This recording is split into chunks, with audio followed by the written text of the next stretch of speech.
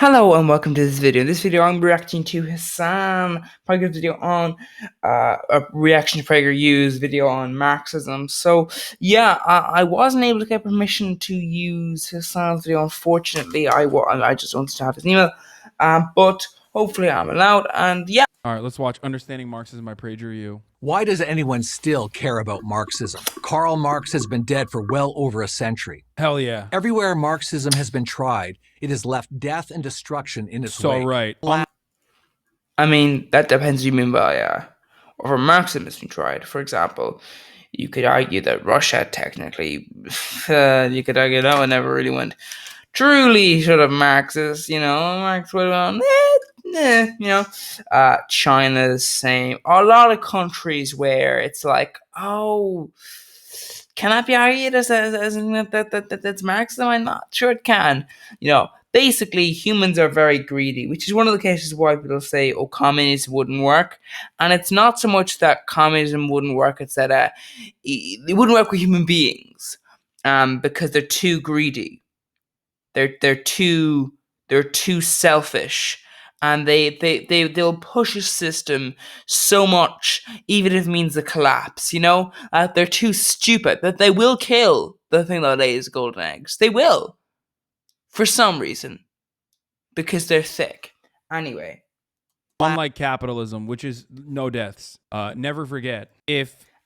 In fairness, actually, that it's not a great argument to say, oh, look, this thing is better than this thing, so that means we should do this. No, you should go for the best option, which is obviously, not capitalism.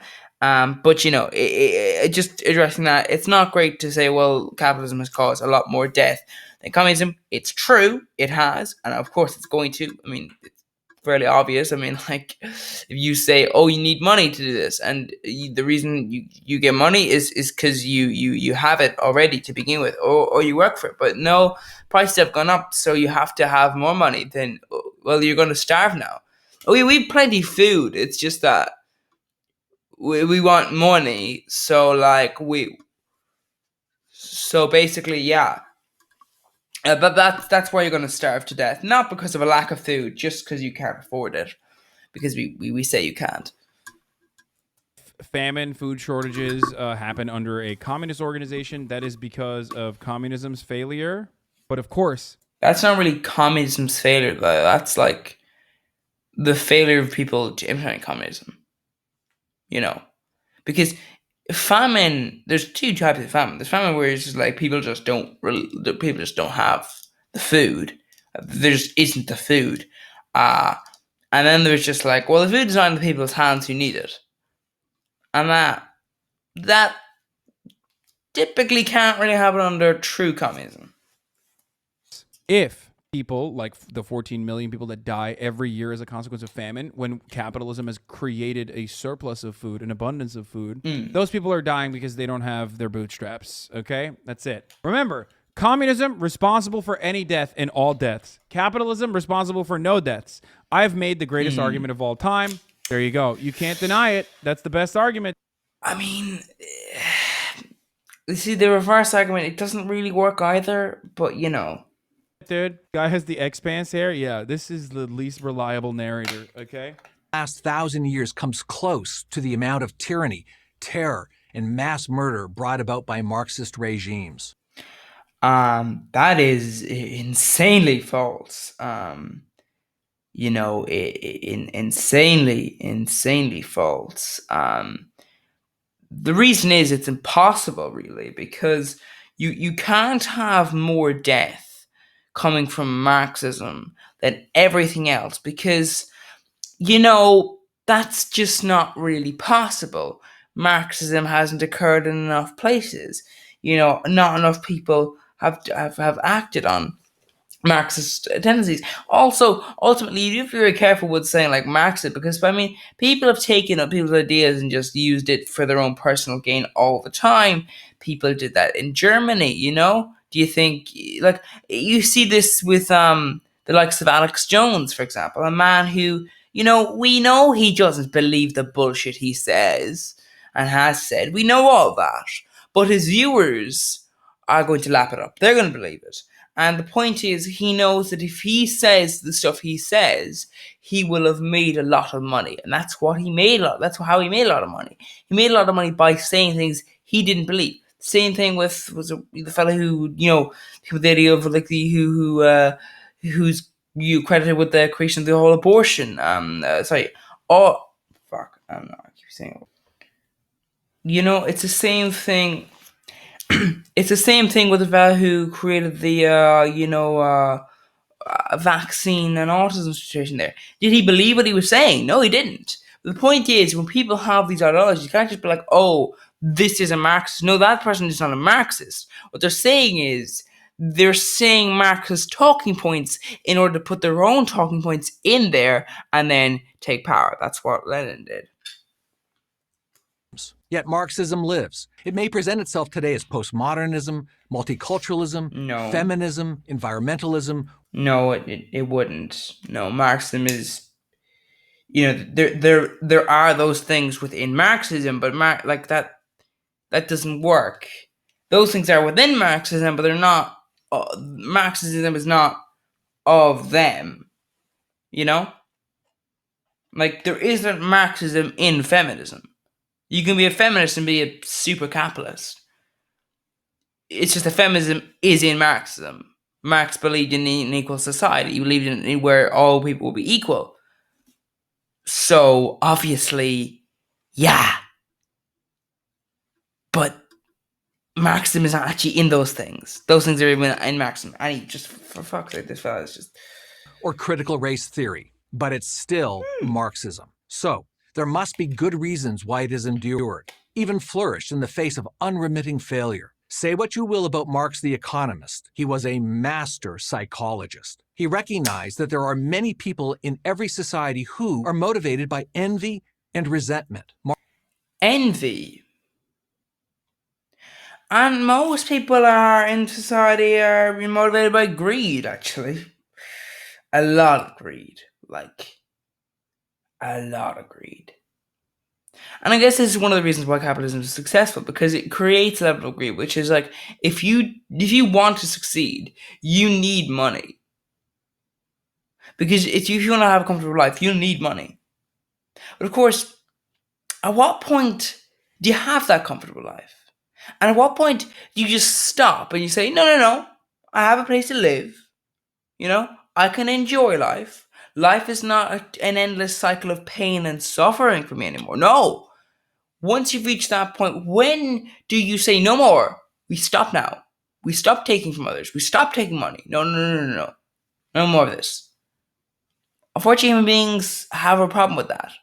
And I guess this is an issue. Like, if you look at YouTube, for example, it will be a lot easier. It's a lot easier for someone to go from making a steady living out of YouTube to becoming a YouTube millionaire than it is for them to be coming from nothing, making nothing for YouTube, to a living wage, So the point is, the difficulty arises in getting to that living wage. The problem is, once you reach the living wage, when do you stop?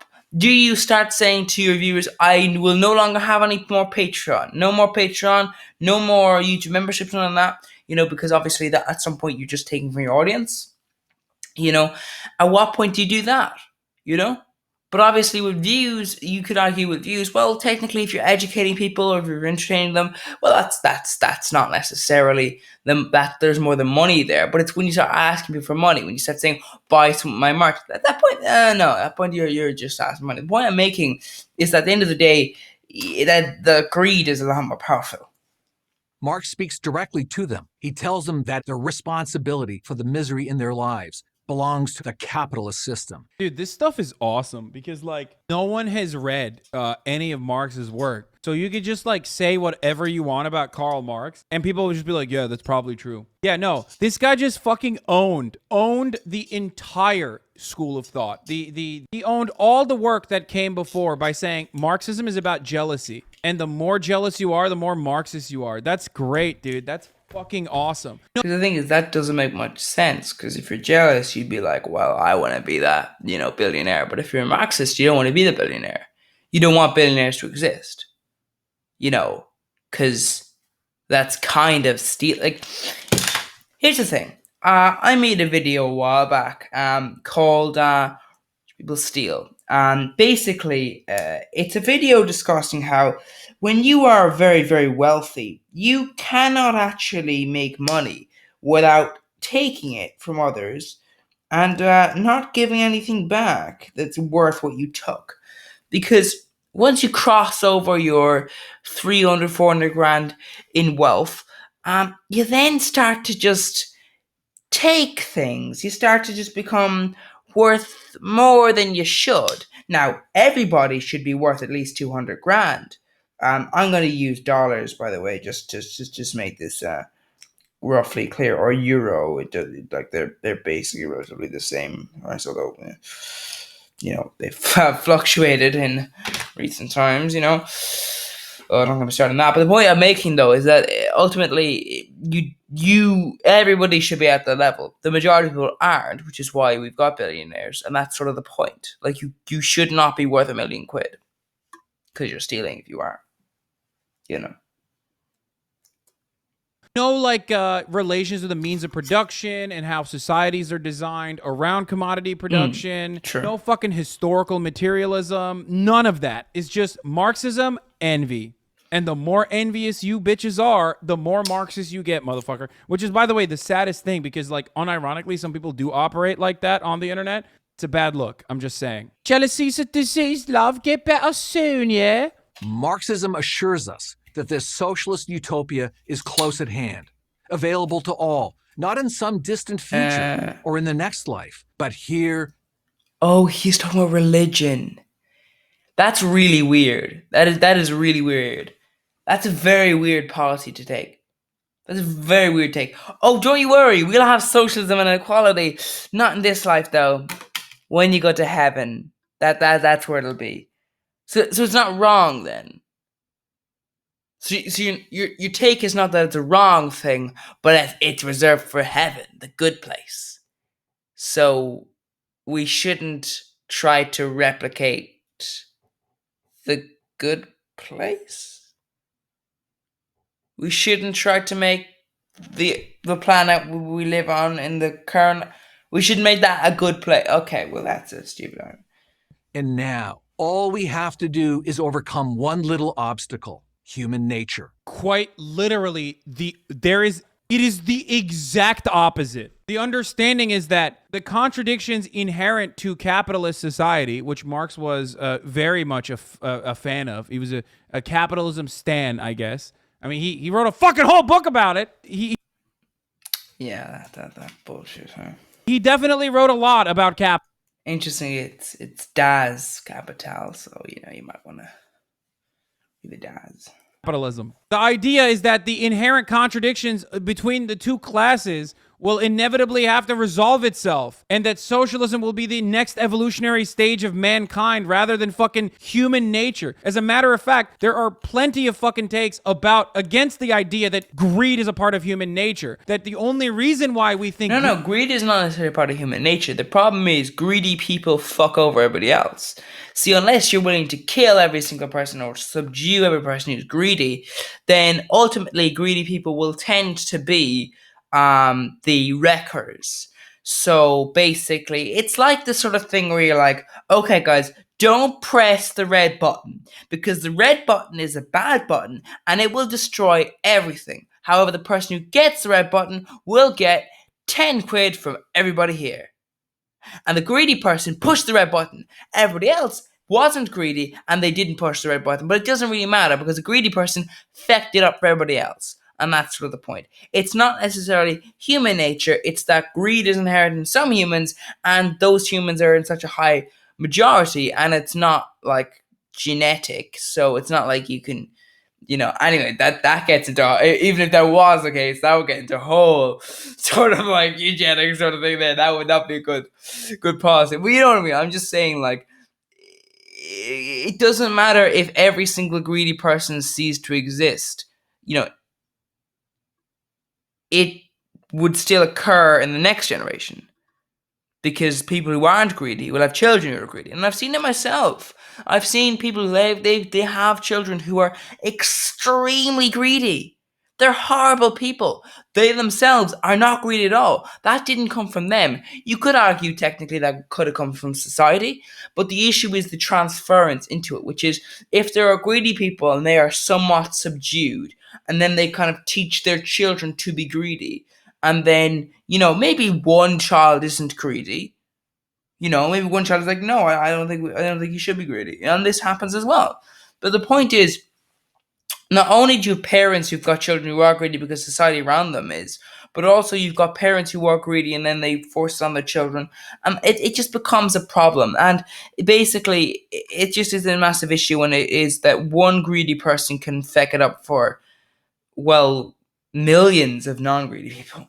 Greed is a part of human nature is because we are living in a capitalist organization of the economy. That greed being a part of human nature under capitalism is like thinking that the black lung is a part of human nature because you work in the fucking coal mines, okay? That's kind of the point, that it's not about greed and human nature at Yeah, but I think I'm getting at what he's saying, which is basically the issue of having Marxism in one country, but if you don't have Marxism in other countries, then those other countries who do have greedy people in them will, of course, those greedy people can, well, let's say, go into that country, like Lenin. at all. Greed not being a part of human It nature. came Holy back to fuck. Why? How do they do this? Like, it's just, I mean, I guess this guy's a college professor, chat. He's a college professor. Marx Yeah. expressed his deepest views on this If he's rich, he probably got it by, like, paying into it or something like that. Oftentimes it's just really depressing. subject in his economic and philosophical manuscripts of 1844. They can be summed up in one phrase. Oh, dude, let's go. The enemy of being is having. In other words, the desire to own things makes you a bad person. That's Own things. No. You just said having, and then you said own. Those are two separate things. Like, if I get a streaming service, I don't own any of those films. If you watch this video, you don't own the video. You have the video. It is technically in your possession, somewhat in a kind of a subjective sort of way. Obviously you don't really have it. It is a digital item. You know what I mean? Like, if I look at a streaming service, I don't own that film. That film is not legally considered mine. It is mine free to watch. I can watch it as long as I pay. But what I'm doing there is effectively renting out an entire library of content. And then they're just hoping that I won't be able to watch all of it, so I won't cancel my subscription. And they'll be like, well, I have seen everything. what? Oh, it's so good. It's so good. Greed is bred from inequality. Inequality is man-made. Brother, you never Like, you can't download Netflix shows. had a dipshit college professor? No, it's just like funny that this dude is literally... No, Prager U is not a real university. Prager. But he actually teaches it. Yeah, yeah, I don't know why. I mean, you'd think with the backing they have, they could probably, like,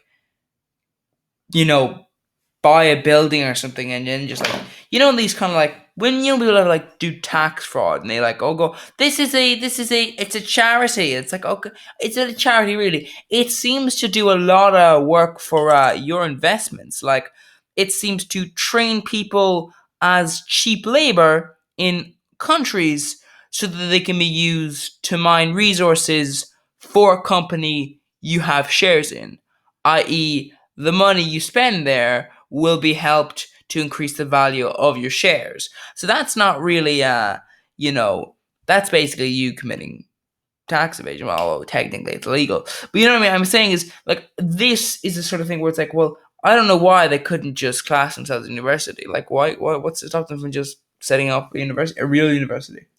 Is at Clemson, which is, as far as I know, a real university, okay? He's a professor of political science at Clemson University. This guy who's just, like, making shit up. It makes shit up university. In fairness, it is America. Their political scientists aren't always... like, trust me, my education system in my country is slanted to the right in some cases, in some subjects. Is doing this. By the way, dude, this is how much reactionary politics has staying power, dude. This is literally no different than like people on Twitter, dude. Leftists on Twitter believe this. That's the worst part. That's what fucking kills me. Like leftists on Twitter unironically are just like, yeah, dude, that's true. You are a bad person for owning things and fuck you, actually. Like that's it. That's how much it kills me when I see fucking leftist people like repeating ridiculous right-wing reactionary framing that they've taken on from the left. The blame belongs to capitalism. The most common interpretation of Marx's philosophy suggests that he opposed capitalism because it creates an unjust world of inequality, exploitation, and class conflict. Wait, he's just going to move on from that as like... Because it creates so many of those problems. Why are you poor? Thank capitalism. Why are you rich? Thank capitalism, yeah. You're rich because you oppress others. So, yeah. Anyway, moving on. Like, wait, hold on. Wait, he just left. Okay, that part was correct. Why is he just left that there and just moved on? Is he gonna say like that's a bad thing? Like why that attitude is wrong or something? Because it creates an unjust world of inequality. I guess it's supposed to be like a, oh, you know what I mean kind of thing. Like, yeah, I don't even have to tell you. Sometimes you do. Sometimes you do.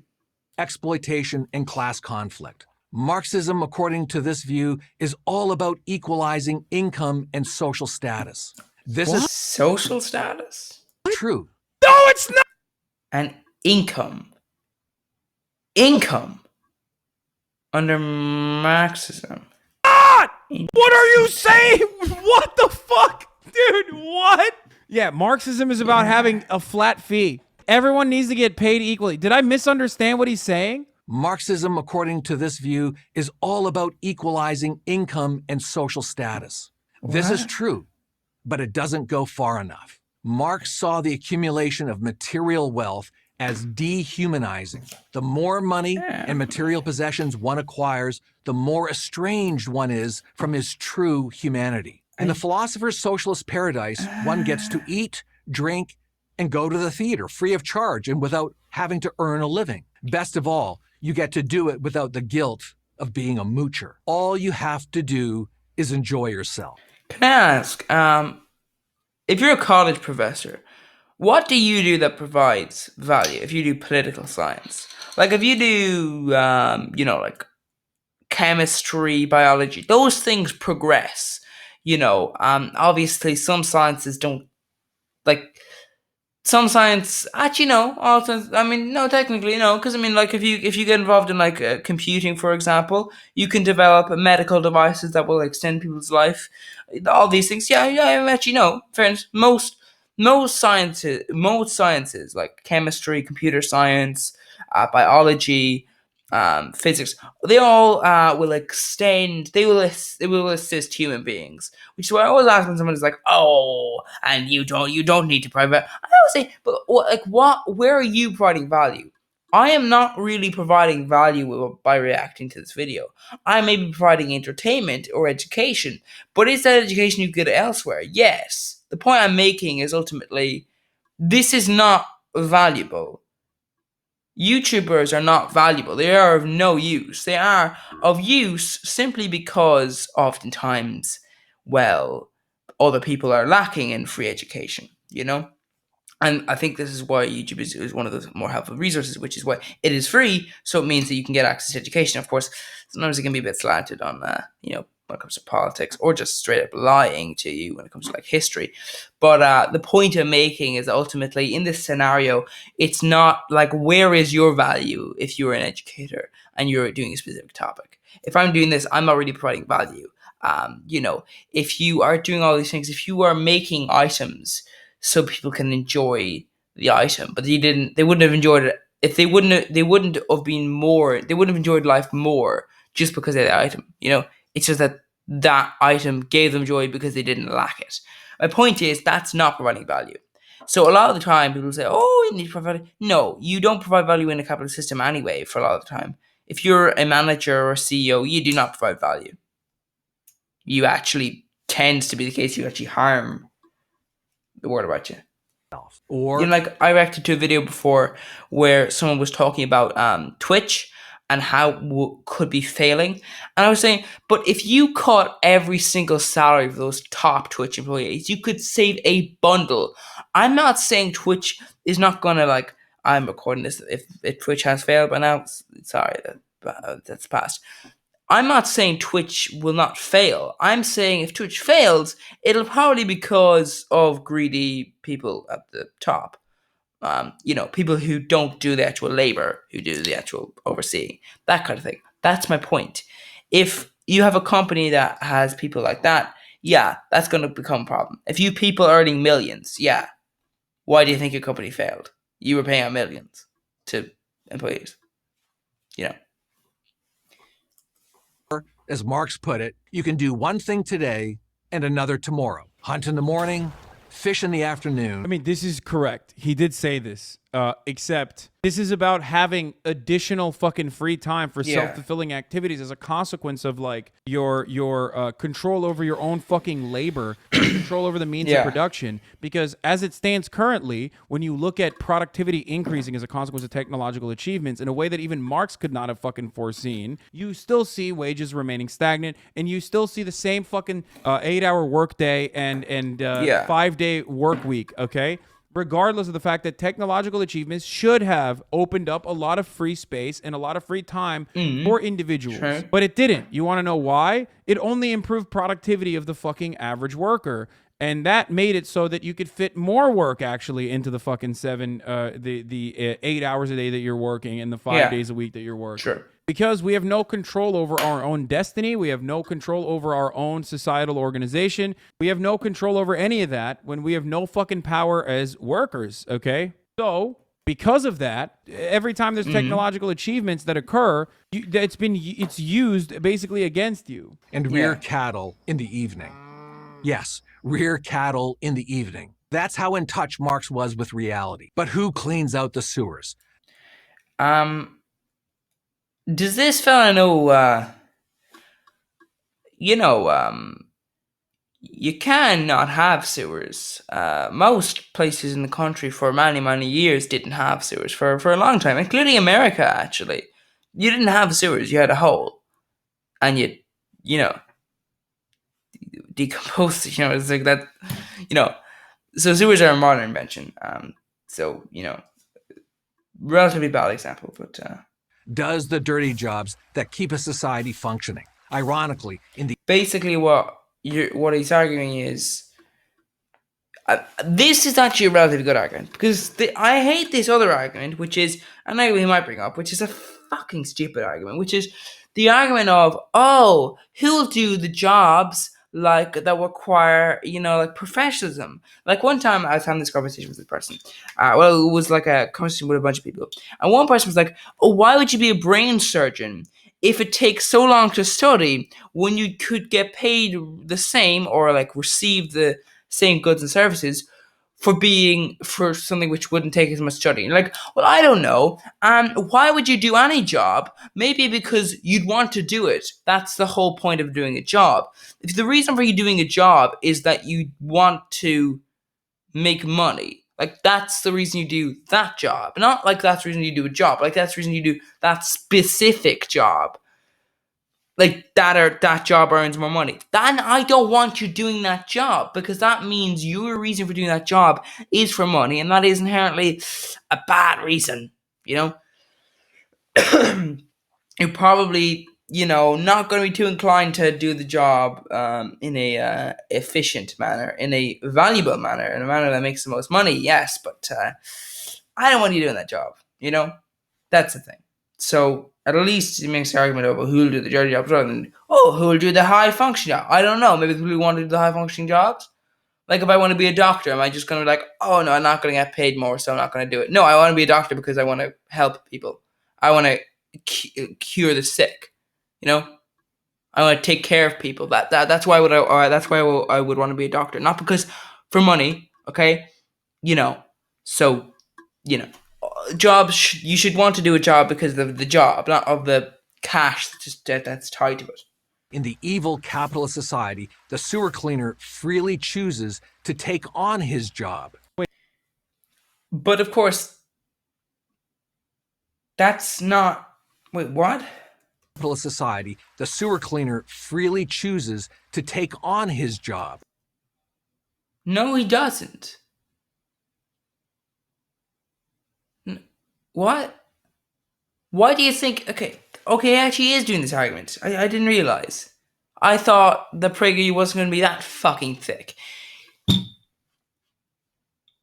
Capitalism is not like if you do a job which is unpleasant, you didn't choose to do it. If you find it unpleasant, clearly, you chose it in the sense that this job was available, possibly other jobs, and you chose this one over the other ones, or you chose this one because it was the only option, and that's not a choice. Wait, who takes on the fucking sewer cleaning job in a capitalist society? They freely choose it? No, they don't. They fucking don't. That is such a lie, dude. I like that when he's talking about like capitalism, it's like, oh yeah, he freely chose to do this, right? He freely chose to do freely. No, they chose to do it in the same way that if I said to you, do you want me to chop off your pinky or your middle finger? No, choose. He freely chose to have his pinky finger chopped off. No, he didn't freely choose to have his pinky. He chose his pinky finger, but it was a choice between his middle and pinky. One of them was going to go, so he chose which one. He didn't freely choose, though, because he didn't want to choose either.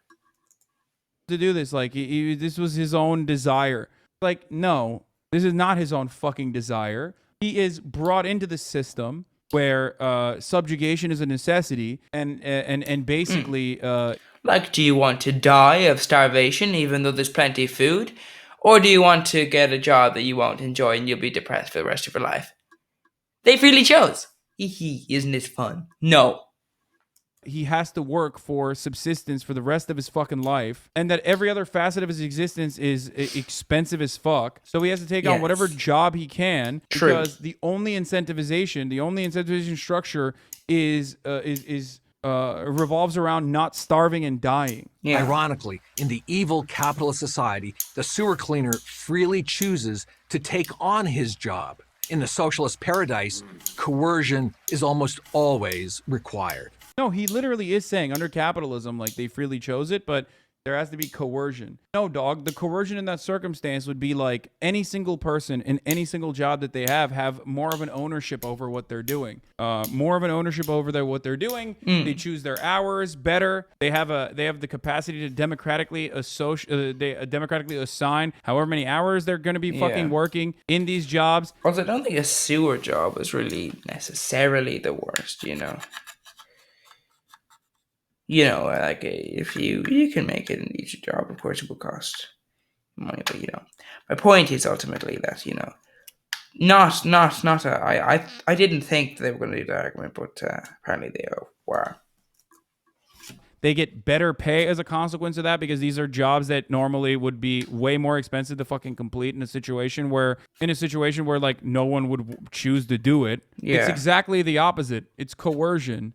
Obviously, someone has to clean the toilets is like one of the main fucking problems, right? And numerous people have come up with different solutions for it. But ultimately, what I always say is that no matter which way you do it, having more ownership over your own fucking workplace, having ownership over your means of production will allow you to want to do that, because it's positive incentivization, recognizing that you are valuable, and without you, the fucking cogs don't turn. Okay. And doing it because it's something that someone has to do, and getting fairly compensated for it is precisely the way to do it. People owning cleaning businesses would not go away with communism. The labor would just be owned by those who cleaned. Yeah, it's just like, it's a very strange attitude to have. Like, I mean, think about like pool cleaners and shit. You know what I mean? They all fucking unironically operate as like self-owner. Like they all have their own fucking businesses. You know what I mean? Like one guy usually doing it.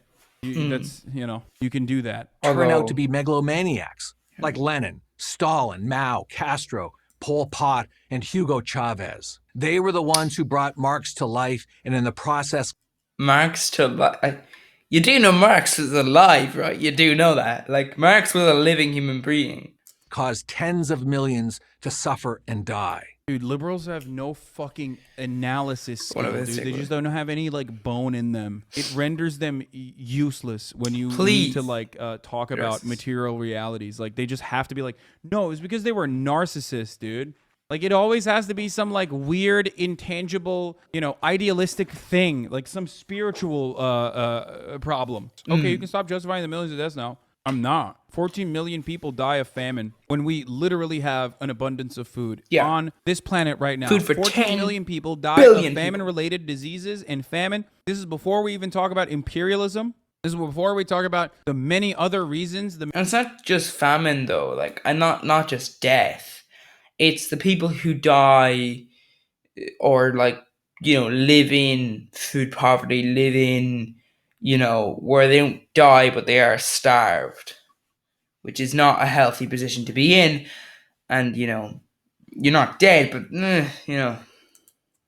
The many other ways that people are fucking... What are you, 12? You've been using the same stink stick since high school. It's time... murdered pretty much under capitalism, and you turn around and you go, you can stop justifying the millions of deaths now. I'm poking, bro. Good one, dude.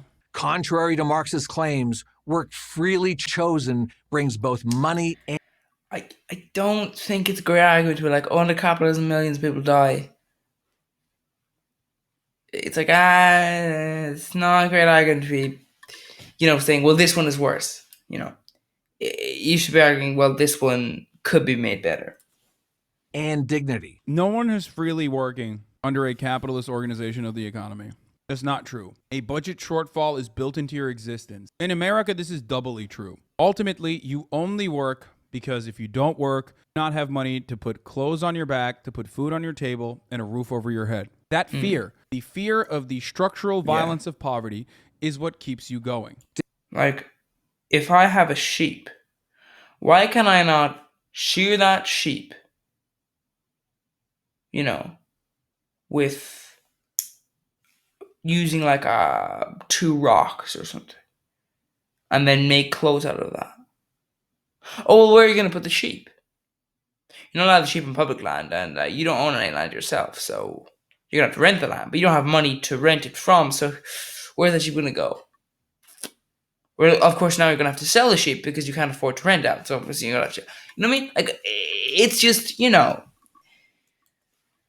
To him, self-interest turns everyone into Ebenezer Scrooge, greedy, grasping, and unfeeling. Not only is money, that is capital, inherently corrupting, but the acquisition of it can't be done honestly or fairly. The rich got rich by exploiting the worker. Yes, that's true. All of this is true. Yeah. How do you think... Okay, how do you think numbers work? There are 10 apples. If Fred has 9 of the apples, yes, he has more than his fair share if there are 6 other people.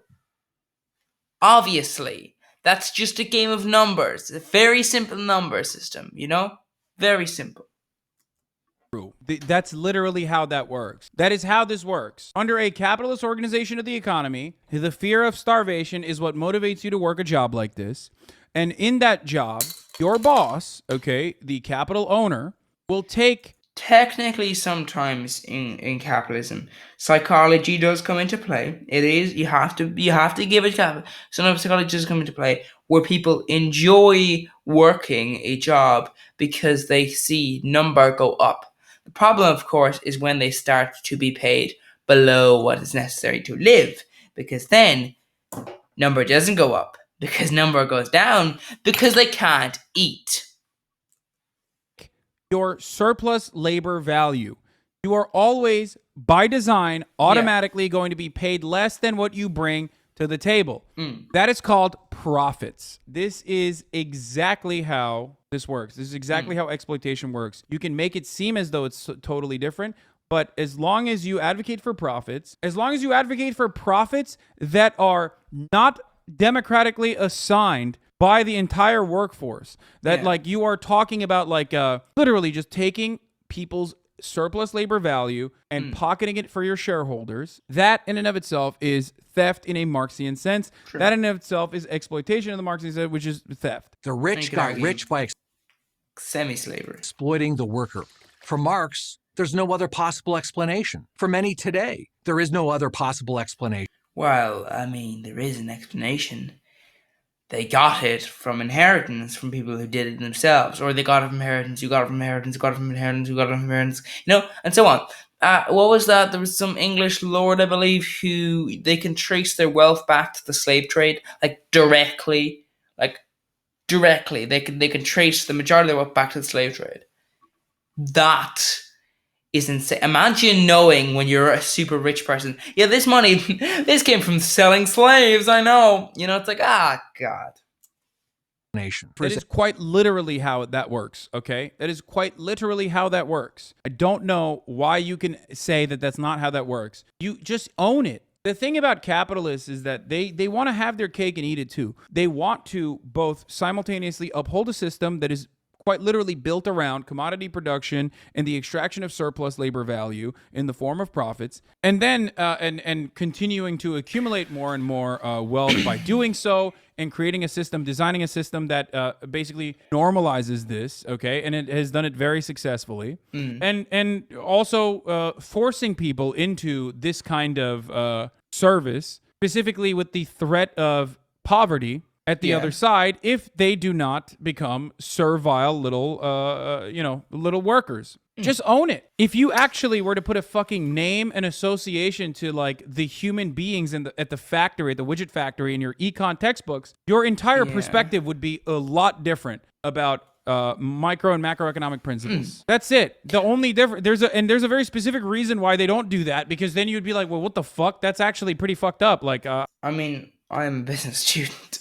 I don't have understand. to do business myself, but that doesn't seem great, actually. That like I am the fucking little worker at the widget factory who's going to be laid off, and that is the reality. Which is, but that's the thing. Like when I was in business, you'd have like 40, 60 people doing the subject, and that was just in one area.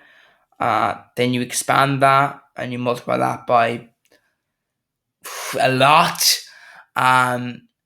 You've got a lot of people who are not going to become business owners. They're going to become workers.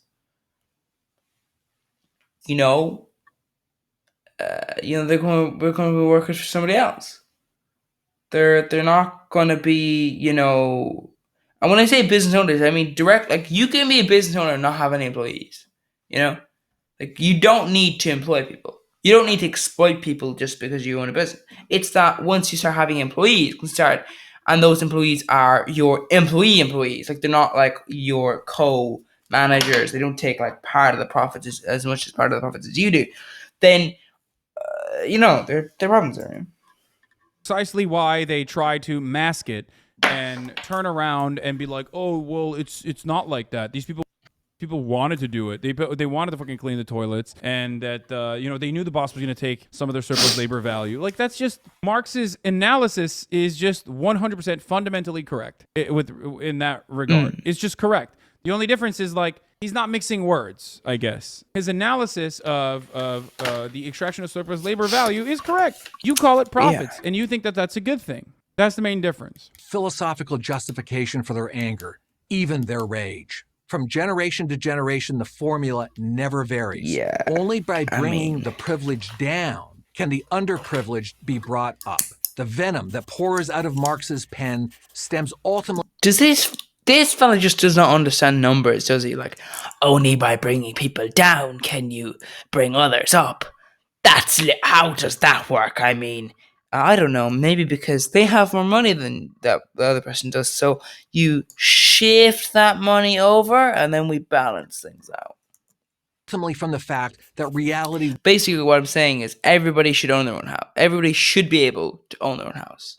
Like, they should be able to, but they don't. So, wouldn't conform to his worldview. It never seems to have actually, like, they should be able to afford to own their own house. That's the level of wealth they should have. to him that people are complex beings with different talents, ambitions, and desires. Wait, what the fuck do you mean? He literally accounted for that by saying you should be able to, by way of collective action and potentially by bringing about like a socialist organization or allowing a socialist organization of the economy to occur, expand on your own personal desires that are unique to you. And like Socrates, for example, slash Plato, we don't actually know for Socrates or Plato, kind of said that, you know, for example, you should be able to, you should only do a certain field if that is a field that you are in. So, for example, if you are a rich person, you shouldn't just be a banker because that brings a lot of money in.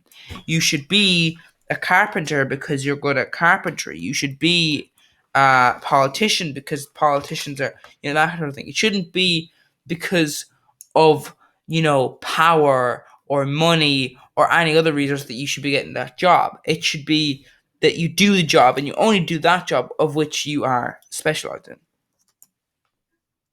focus on your talents, your ambitions, instead of being just a fucking dude that has to has to toil the land like a serf. That's the thing. Like, you know, Socrates was the same. He said you should do what you are best at, not what you need to do, because already admitted to that consideration earlier when you were talking about like, oh, they can actually do, you know, people can do whatever the fuck they want to. Like you personally admitted to that. This is such a weird fucking take because like it's the same energy as like, well, poor people just chose to be poor. You know what I mean? It's always a choice. Yeah, from each according to his ability to each according to his needs is of course you know, famously about how you know, how everyone needs to be paid the same.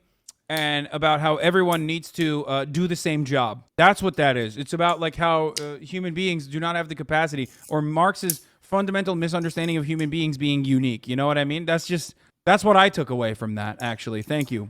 If people wouldn't conform to his worldview voluntarily, then the state would just have to use other methods of persuasion, like murder and terror. What the fuck? What?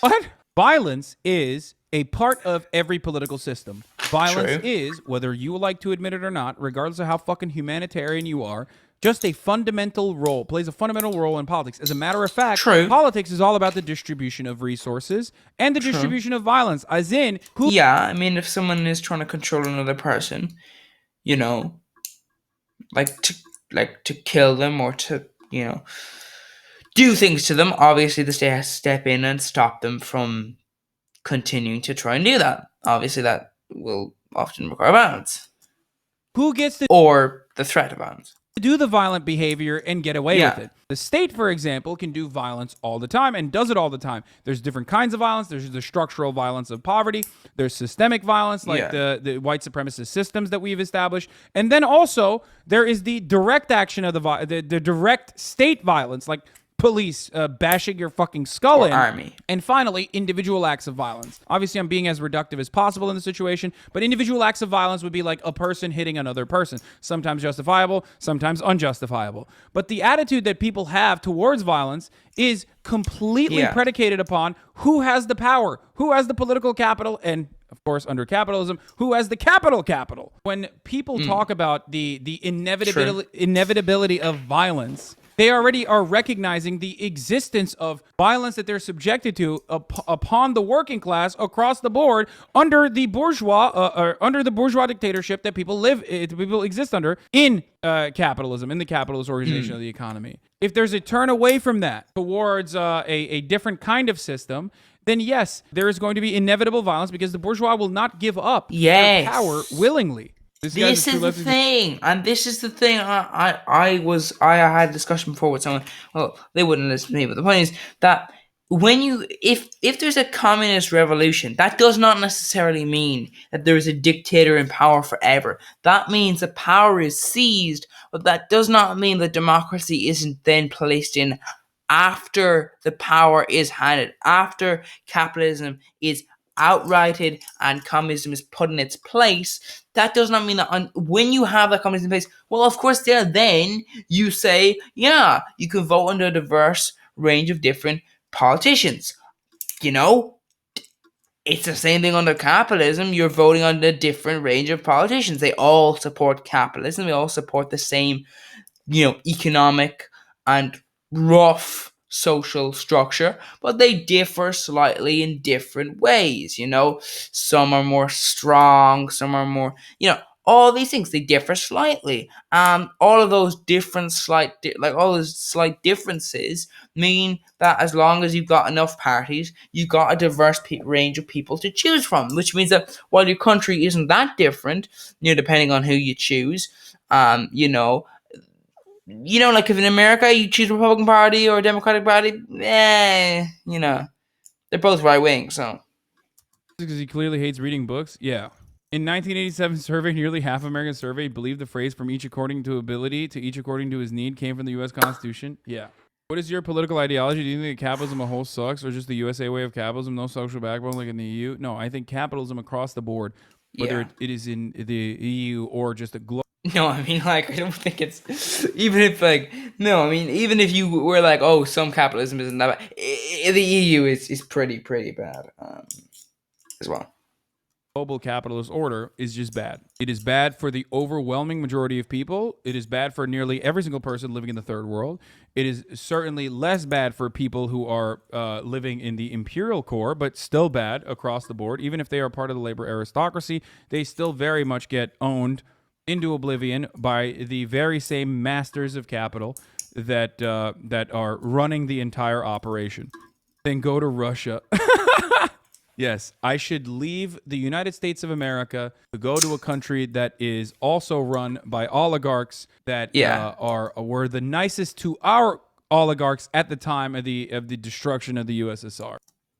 Yeah, I think people have this idea that Russia is communist. It is not, and you could argue it never really kind of was, but that brings a whole different issue. The point I'm making though is rather that Russia now is certainly not communist.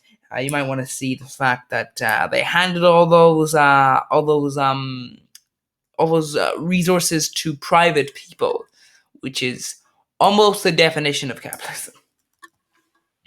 That's the country I should go to. Another kleptocratic, oligarch-run economy. Yeah. Russia, famously socialist. So when he says people are met with like violence or whatever when they're unable to change, he's not talking about the fucking working class. Even in the most like charitable interpretation of what the Prager guy is trying to fucking say, all I will simply state is this: if you are living under the oppressive thumb of a bourgeois capitalist-backed government that is subjecting you to untold amounts of violence, as it purposely has designed itself to ensure that you work meaningless jobs and toil away for the rest of your life like a good little servile pig. And anytime you try to fucking change that, it's considered that's self-defense. That's the way to analyze it. Now, of course, there is no working class militancy in this country because capital has won and labor has lost. That's it. There is no working class militancy. There's no labor militancy in this country. There's no working class organizing in this country. Now, that can change. You're literally blaming free trade and economy. Fat Pig Jim? Hell yeah, I am.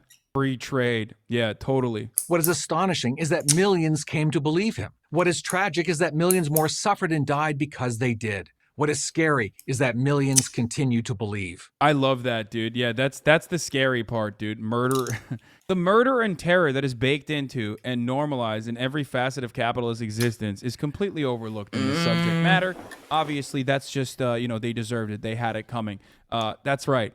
Sorry, you shouldn't have been a fucking developing nation with robust natural resources. Have you thought about that, African nations? Have you thought about not being a fucking, not being a country that has minerals that we need? Sorry, we're gonna have to free trade your ass, and we're gonna have to free trade your ass super fucking hard. We're gonna do economic imperialism once we're done with the fucking colonial violence that we subjected you to. Sorry. That's just how it is. This is like the S tier Red Scare propaganda, Lamau. I mean, it's not though, because it's so stupid. Across the board, it's just not good. It's easily dismissible. Reading the comments. I love watching videos like this every so often so I can get a constant reminder of how stupid capitalists are, especially Republicans, lol. Okay, that's one of you motherfuckers that wrote that. Thanks for the breakdown. Damn, this guy's devaluing his students' degrees with every word. Pathetic that peddling second grade bullshit like this isn't grounds for termination. Regretfully, when C. Bradley Thompson was naming those who brought Marx to life, he left out 3 very important leaders: Benito Mussolini, Adolf Hitler, and Francisco Franco. Oh, and I almost forgot Barack Obama, Hillary Clinton, George Soros, Bill Gates, Mark Zuckerberg, Jeff Bezos, Nancy Pelosi, and a few more. Wait, hold on. Is he saying all those people are socialists? What? Communism failed to provide incentives for workers and citizens to work hard and be productive. While there are many benefits from equality, if pushed to an extreme, it robs people of an incentive to make an effort. Also, a big problem with communism is the enormous centralization of power, and if that power turns corrupt, is GG. Yeah, good luck. Good thing that here in capitalism, we don't have a centralization of power. No, I don't particularly like this argument, though. Because it's the kind of argument of like, oh, that's shit, but this is worse, so let's go for the bad option because it's not as bad as this. No, you should try and find the best option.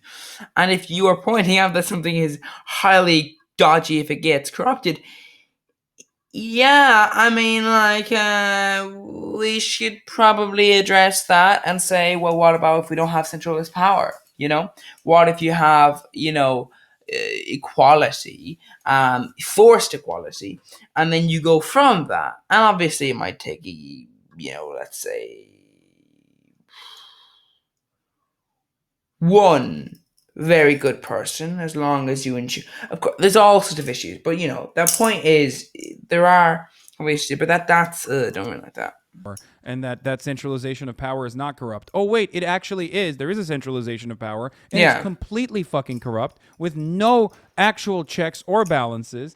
Not only that, but also we literally have normalized that corruption. The most beautiful part about Western capitalist agitprop that has created this fucking dogmatic attitude towards capitalism's existence that consistently needs to be re-upped, that consistently needs to be defended, is the notion that corporations are undemocratic by design. It is an authoritarian power structure. It's where you spend 80% of your fucking adult lives, and you don't even expect it to be fucking democratic.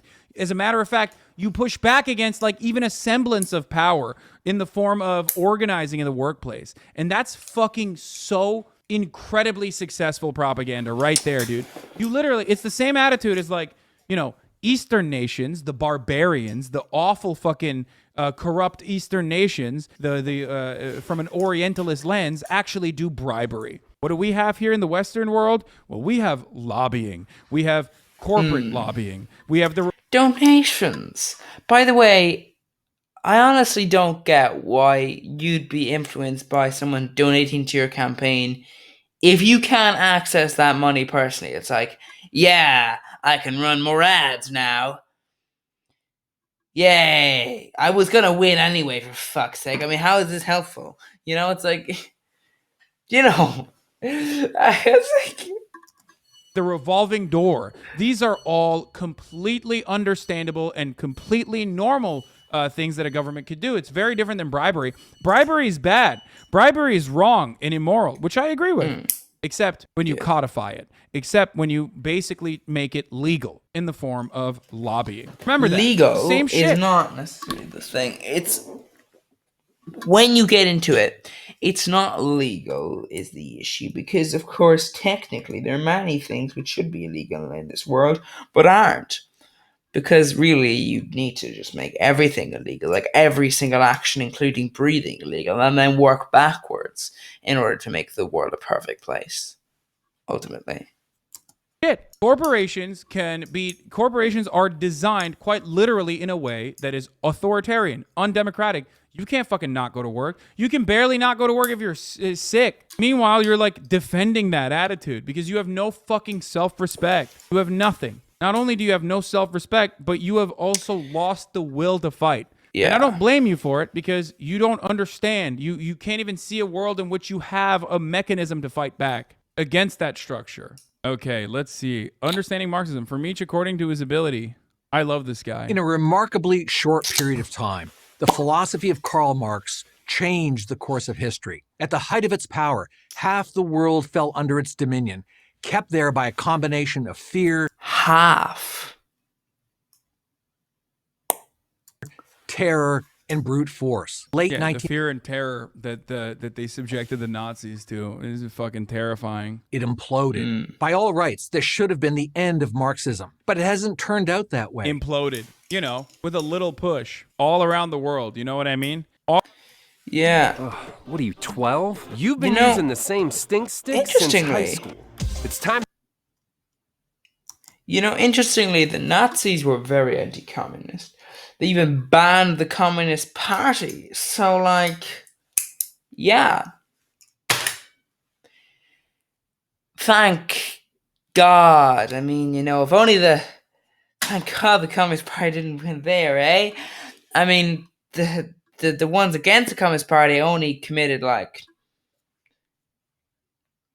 a couple of genocides. Only killed, you know, just a couple of 10 million people. Couple of them stuff, you know? All around the world, like in Latin American countries, it imploded when we, you know, used the American military to train death squads to murder revolutionary groups and actually train them how to rape nuns effectively. Yeah. That's real, by the way. That was pretty cool when we did that. That was pretty. I mean, that's just a natural process, though. You know, it's real. Look it up. Look up the El Mozote massacre. That is, of course, when we weren't ripping through the country and stealing and extracting all their natural resources. Not even revolutionaries, non-revolutionary communists and socialists too. Oh yeah, of course. Even reformists got the fucking bullet. Okay, let's see what else he's got to From say. environmentalism with its rejection of free markets to critical race theory, which sees white patriarchy as the source of all evil. Oh my God. Please, Americans, can you shut up about... Like, you are seen in so many countries as incredibly thick people, including my own. Because the thing is that everyone looks at America in the Western world and goes, yeah, those people are stupid. Because when you've got inequality and you then lie about it, you're like, no, we don't have it. That's just like, no. When you see inequality, you see people in power are unwilling to let the inequality go, then you go like, that's unfortunate, but a lot of the time, people don't do anything. When you see people just like, no, we don't have inequality, what are you talking about? We only, there's no pay gap except for that obvious pay gap there. Yeah, fuck. Yeah, it's like, no. You do have a gender pay gap. You do have a massive, you know, racist population. You do have loads of sex little incels. You do have all these little problems that are, oh wait, not little, they're actually massive. The point is, you see, is that America, you don't seem to realize just how bad your country is in everybody else's eyes. Even in the eyes of people whose countries are pretty bad themselves. Evil. I love that, dude. Critical race theory, yeah, dude. These are, you know, Marxism. Marxism is teaching people that white patriarchy is the source of all evil. Like, totally. that's not... You'll find Marxism at its root. Jesus the leaders of Christ. Black Lives Matter, for example, openly acknowledge their devotion to Marxist ideology. Black Lives Ideology. Matter people are like, Ideology. Jesus Christ, pronunciation. it has to be a psyop, dude. I just don't. I can't. Everything that has come out of that organization, it just comes like, maybe I'm too brain diseased, but like the BLM, the international like BLM organization, it has to be a fucking psyop.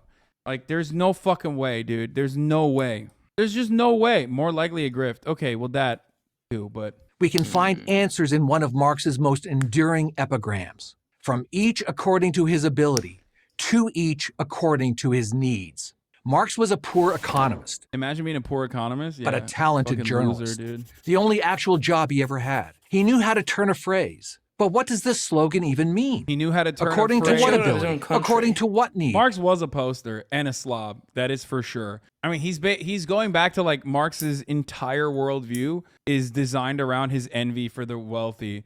Even though like his homie was pretty fucking wealthy. I mean, Yeah. literally had a factory and didn't seem.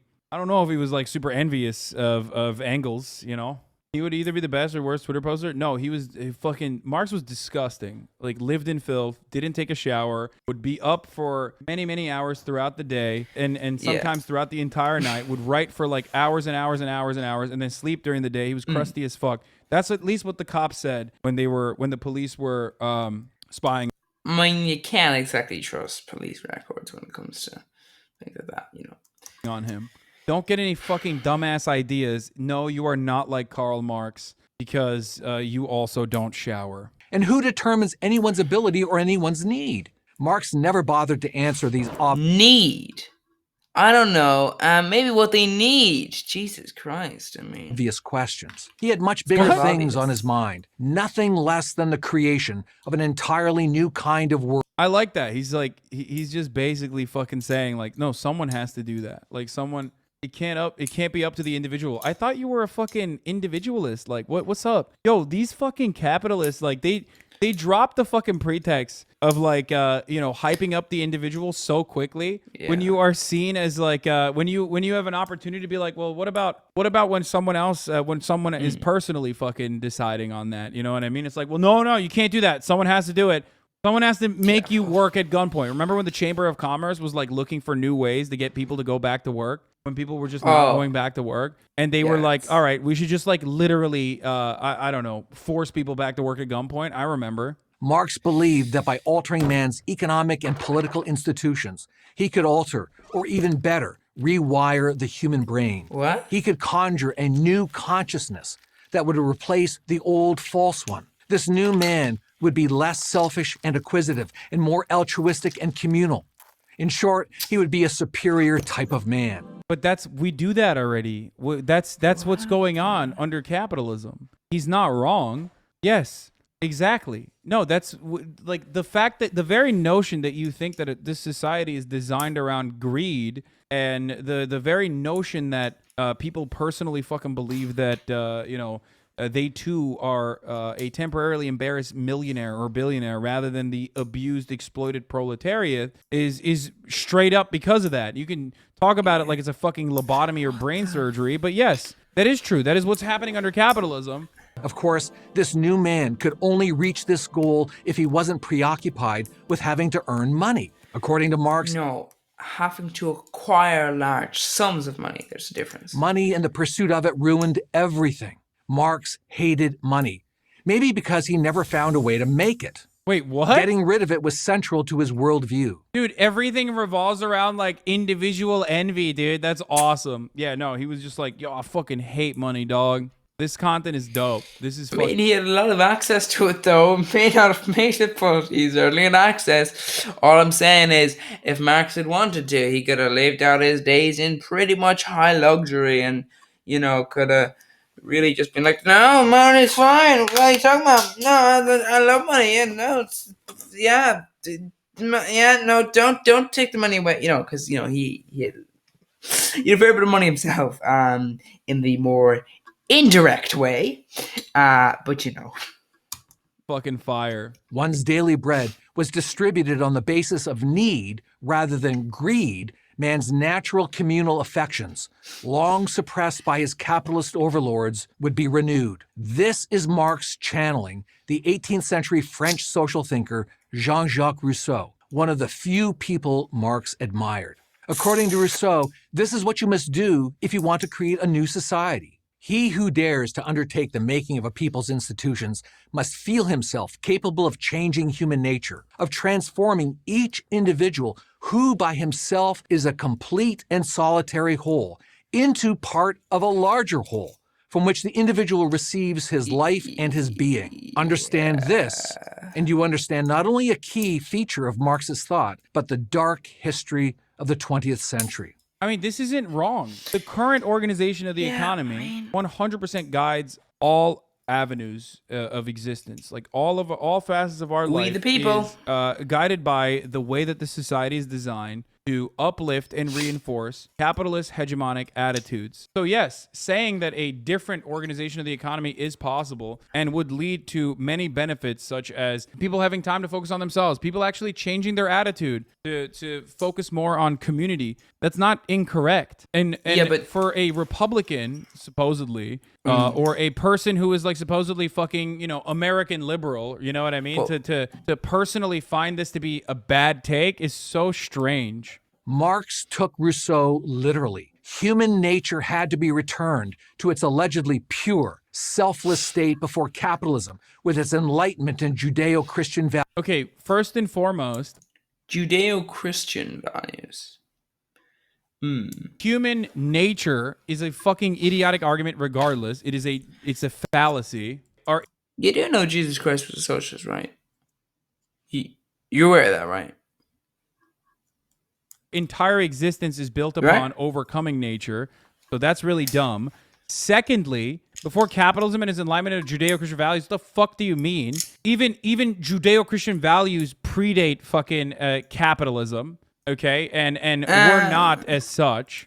Well, yeah, they don't really. This idea that like fucking Jesus Christ was a capitalist is a silly one. But also, Yeah, primitive- I honestly don't think people realize who think that. Like, why? Like, why do you think the Romans wanted to kill him? Why didn't the Romans killed him if he didn't commit a crime? I don't know why. Maybe because he didn't want to agree with them. The people who enjoyed, taking other people's money and yeah. I think yeah. It would seem to me as if that would be the reason. Yeah. It doesn't seem to be like what would make much sense if it was a capitalist. They'd be like, yeah, sure, go ahead, yeah, make loads of money first. Go ahead, yeah. They wouldn't be against that. But if you're saying let's not have this system, well, in that case, it's gonna be like, I think actually, we're gonna have to address that. Actually, we're gonna have to stop you from.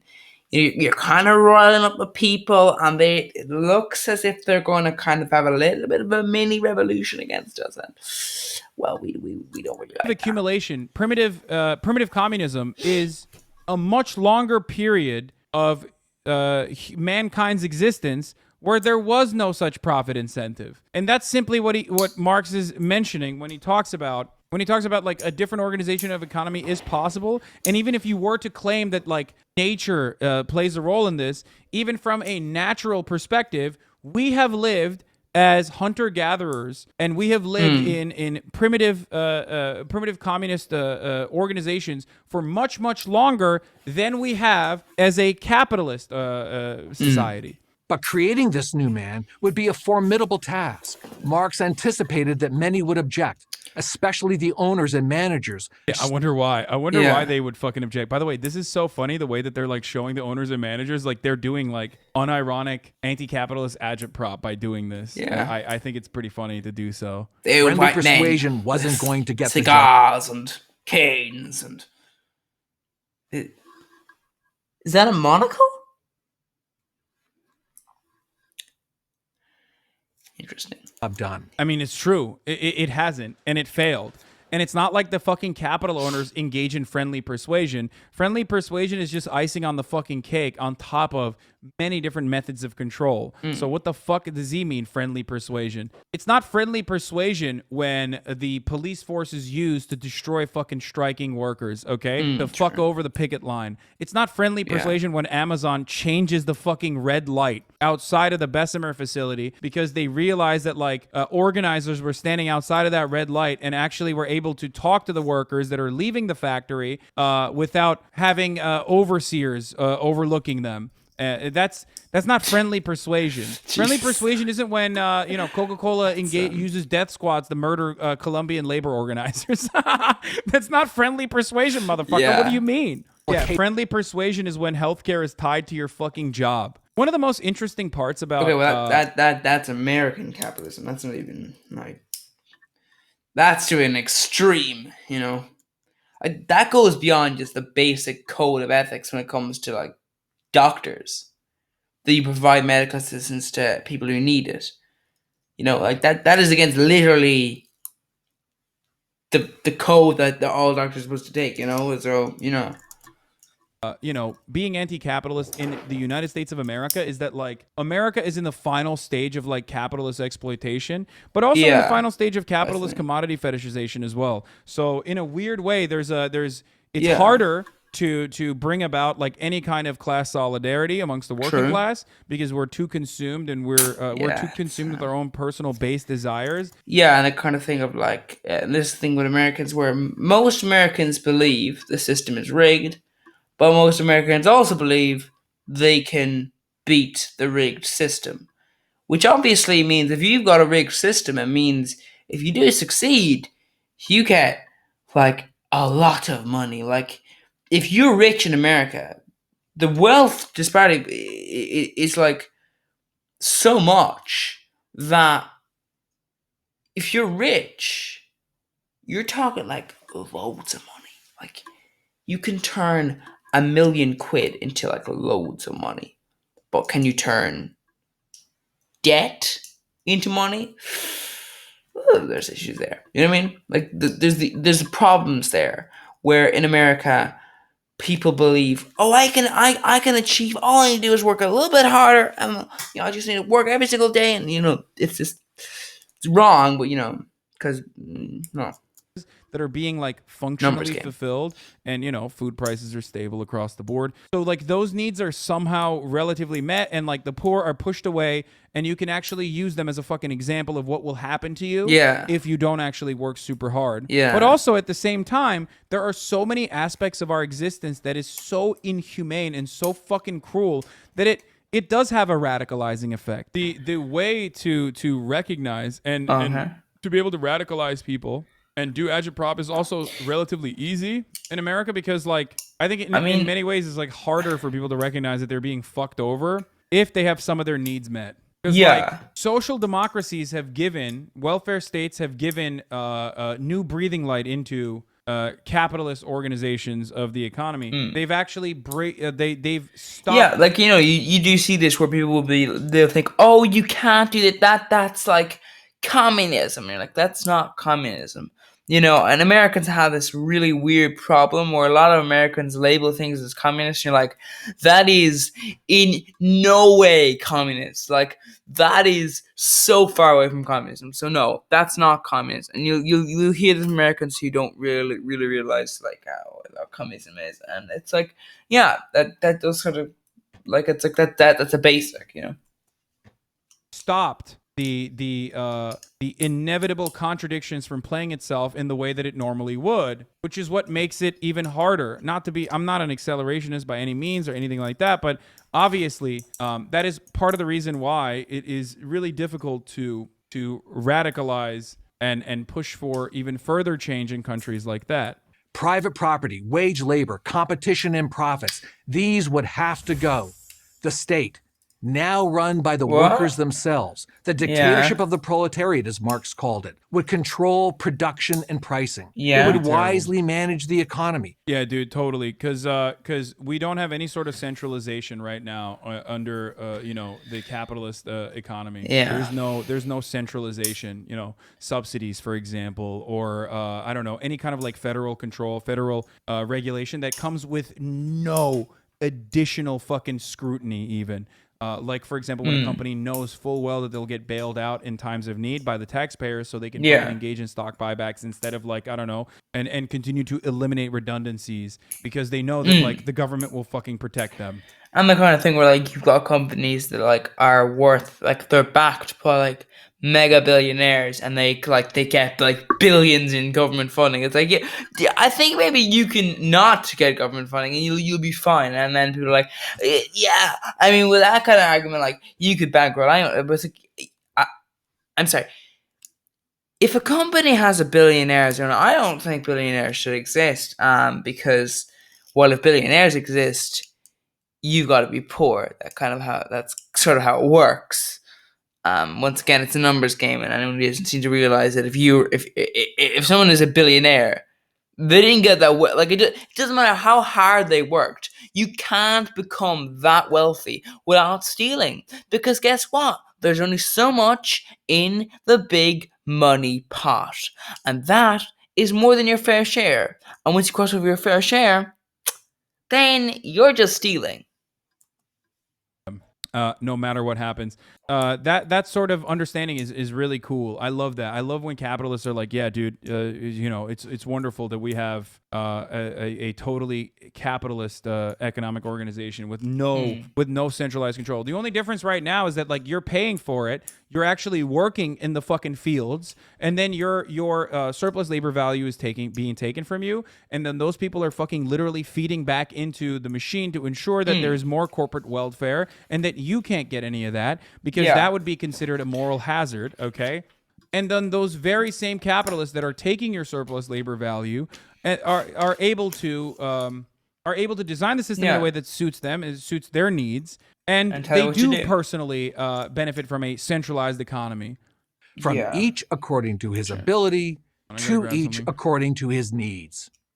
And imagine how wonderful it would be. No more ego, no more self-interest. Instead, everybody working for the benefit. It's a very weird argument. It's not the kind of argument you get from people who are like, at least they aren't capitalists. But this fella sounds like he's pro-capitalism, but also not. Like, there'd be no more greed and all those bad things. There'd be none of, because we have them now, so there'd be none of them. So my argument is, we have bad people, so it wouldn't work because bad people would feck it up. I mean, I guess that's an argument. It's not really a great argument to keep capitalism, though. It's more of an argument to not go as far as communism. You know? Like, I don't see how that's a good argument for PragerU. Like, yeah, continue to let the oil barons fund this non-university university, you know? Continue to fund it. I mean, they've only got loads more money than they should have. I mean, isn't capitalism great? No, actually, it's not. And this fella seems to agree with people who don't think capitalism is great, because it seems to be listing a lot of things that are not great with capitalism. And it's like, and see, they wouldn't exist in capitalism. That's what you're saying, you know? It's weird. Benefit of everybody else. Peace, love, and harmony. For many, it's a very seductive idea. Who wouldn't aspire to live in such a world? Look around, a Marxist might say.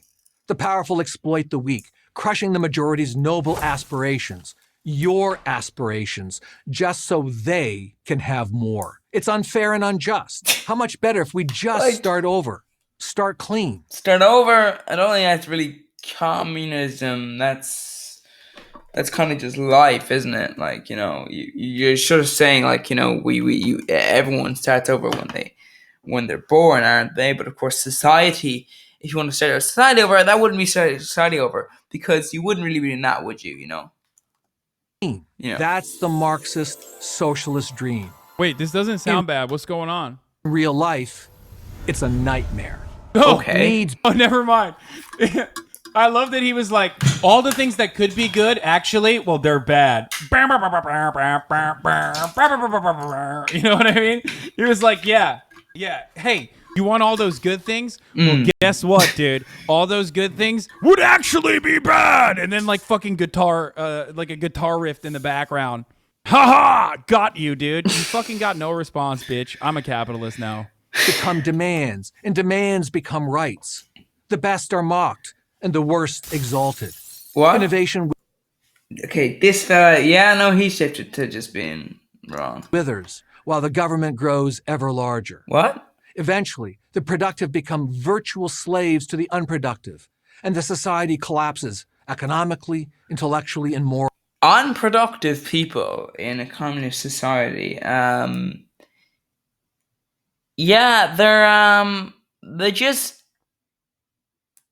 they'll just have to work more, really, I guess is the argument. A lot, like, there are labor things, like I know people who they don't have a job where they get paid for hours. They have a job where they get paid for the job. So let's say they get paid like 50 quid for a job. They go pay, like, it's not freelancing. It is employment. You get paid. Like, you're given the jobs and you're told your wage is, like, let's say 500 quid, and here are the big list of jobs you have to do. Obviously, the point is, it's not so much that, you're not. That's not necessarily freelancing because you are tied to it, and there is you do have all the rights that an employee has. But the point is, you don't have to clock in and clock out. You don't have to do loads of hours. And some people are very quick at doing jobs. And the point is, for them, certain jobs like this can be very effective because it can mean that a job where it might take somebody else 8 hours might only take them 5 hours, and that means they get more time.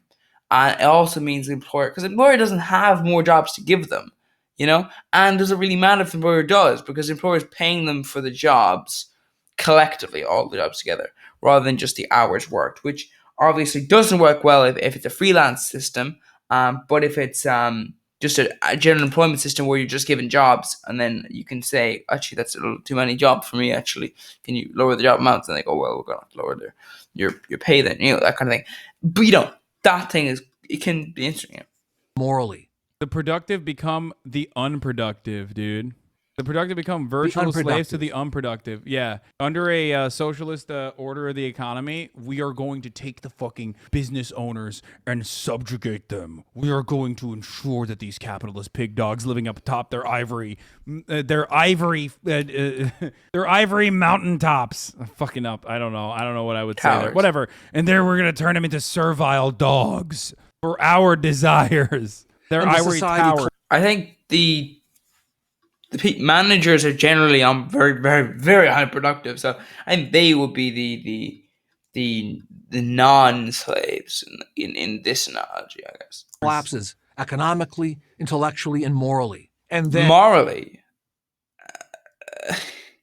And the real horror starts. If you think I'm exaggerating, just ask someone who fled the Soviet Union or Cuba or Venezuela. Dude, oh, come on, dude. We gotta run that. Even Murad is chiming in from the background. He said Venezuela before he said it. Here, this. Here is the actual distribution of He did this, dude. This video is just this. Poorest Americans don't even register. They're down to pocket change. Venezuela.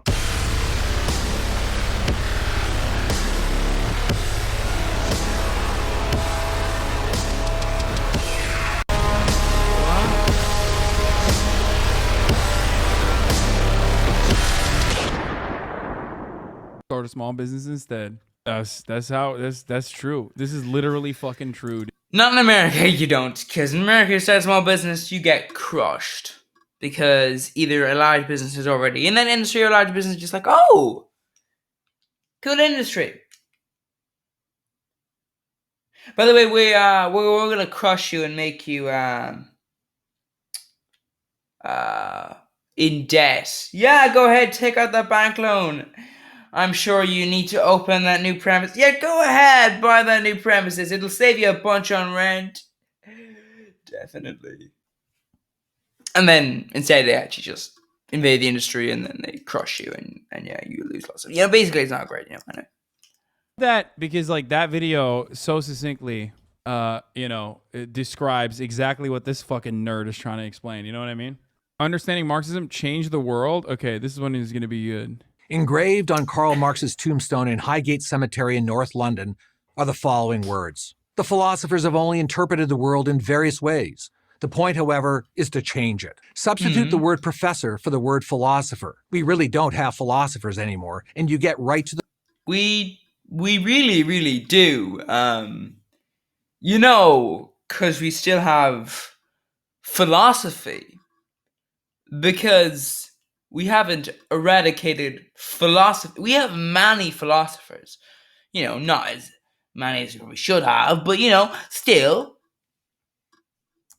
To the core of Marx's enduring attraction to the contemporary world. Marx demands that the intellectual class, the professors of law, sociology, history, women's studies, anthropology, journalism, and so on, come out of the ivory tower and join the barricades, to see themselves not as the preservers of the dusty past, but the creators of a new and glorious future. The lure has proven to be very strong, and it's not hard to understand why.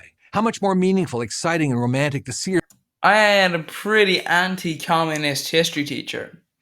Very anti-communist. Like, I'm talking, like, very.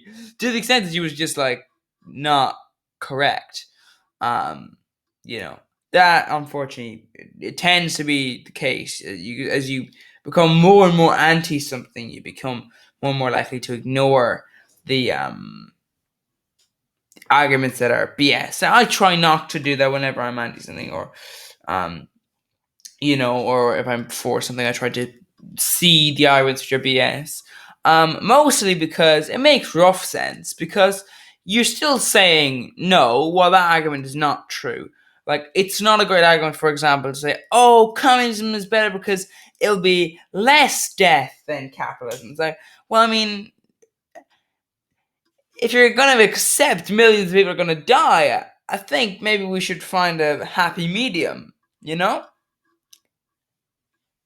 But it's like, it's not a great argument to say, oh well, we'll no, it's worth it because more people will die with this. Like, that's not a great argument. But the point is, that would not be a great argument, and I would say you should realize that. Yourself as an agent of change rather than a mere academic. How much more meaningful, exciting, and romantic to see the young people who fill up your classroom as potential soldiers in the cause. Send them into the world with the same revolutionary spirit, the same disgust toward bourgeois middle-class values that you feel, and you've done your job. Most teachers in American private schools are middle class to upper class. But most teachers in non-private schools in America are not. So, yeah. And we must give these lecture hall revolutionaries their due.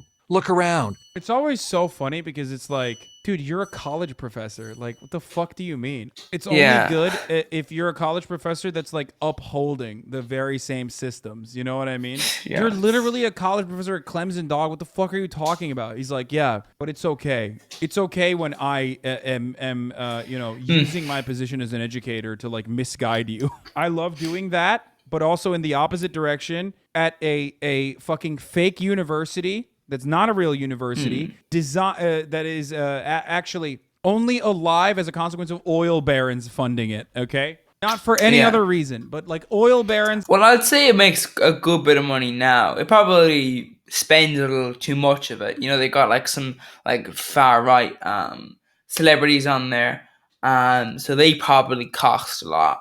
But like, if they wanted to, I've had a discussion before where a lot of things, like a lot of industries could save a ton of money if they just like stop paying rich people a ton of money.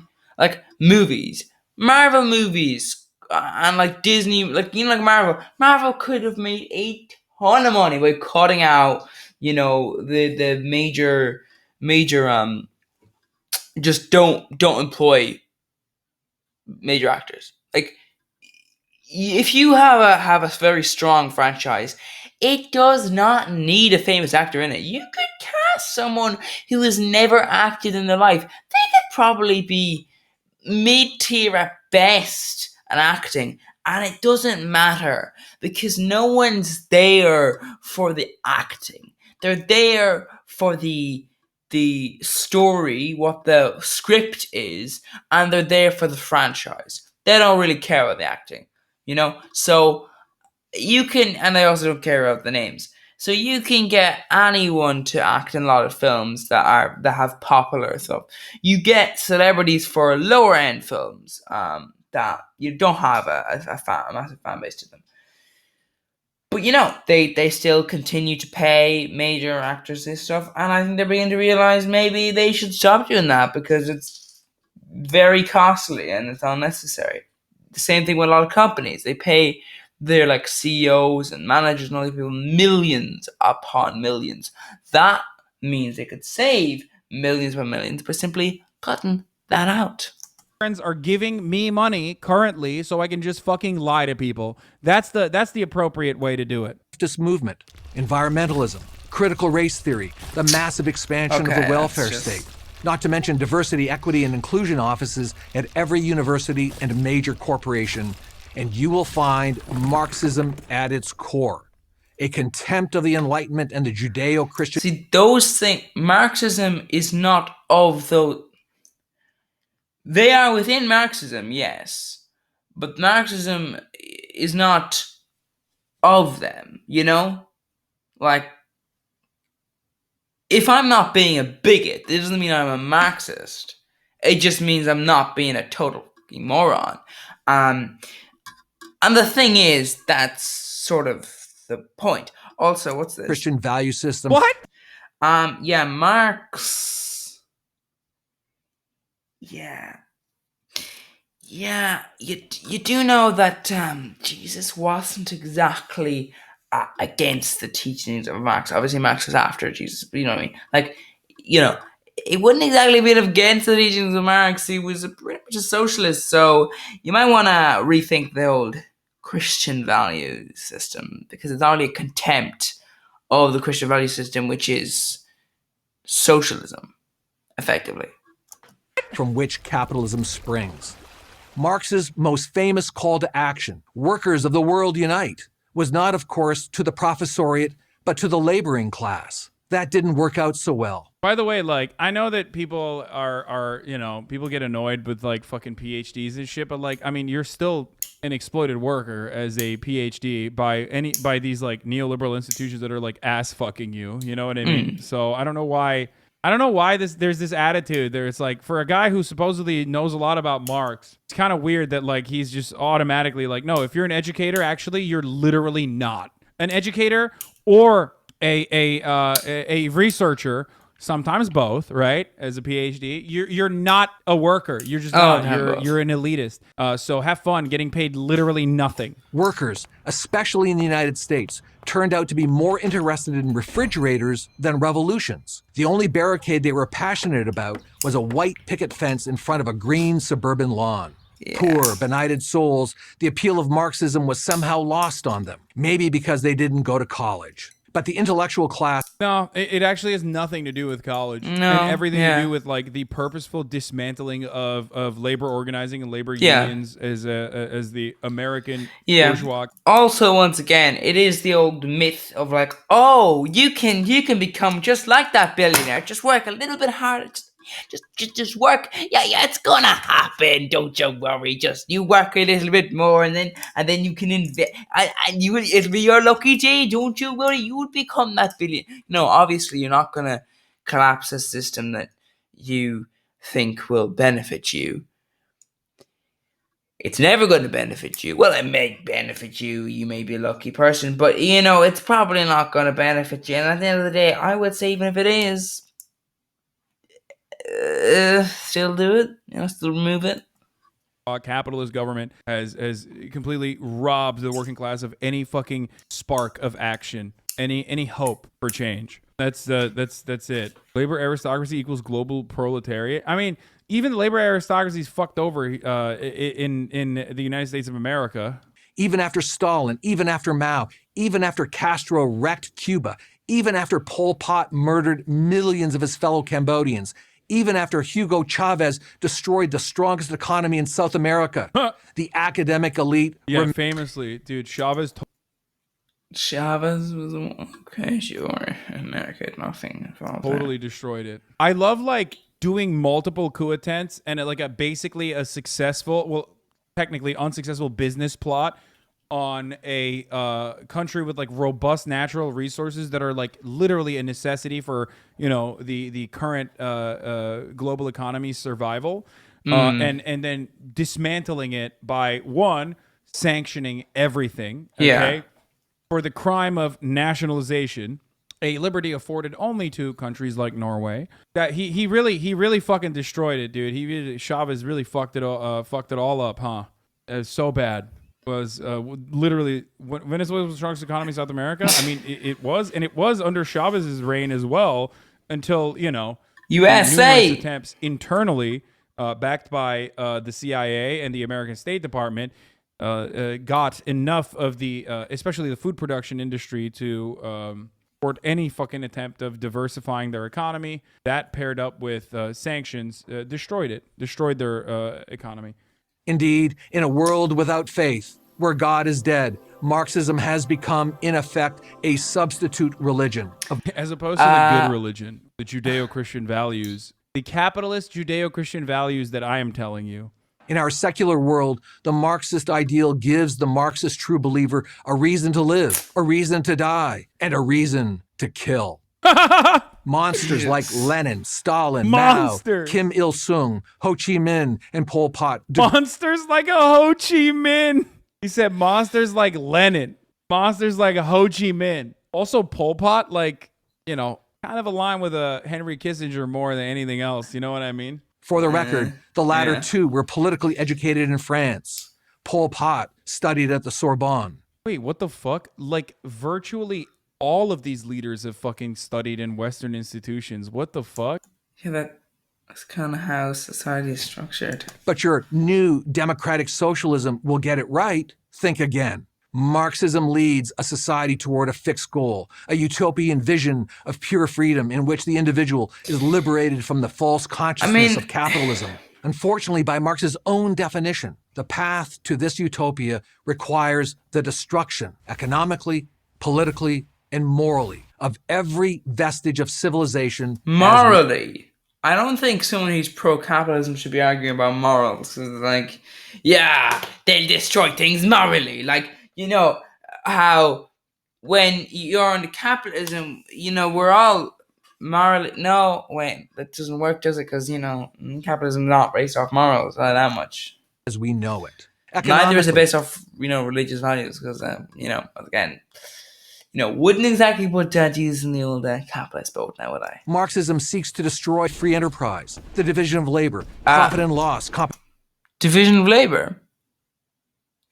Don't think so. But why would Marxism seek to destroy the division of labor? Yeah. Sure, okay, maybe free enterprise, but like, why would... I mean, I don't know what he is. I don't know what he means by all of this. Okay, but profit and loss, like, what? So how do you destroy loss? Let's say you destroyed profit, but how do you destroy loss? Well, that was Hassan looking at PragerU. That was me looking at Hassan's video. So yeah, this video, relatively long one, yeah. But yeah, thank you for watching. Do go ahead, subscribe to Hassan Prager, and you know, go ahead, check out the content, and yeah, hopefully you'll come back next time.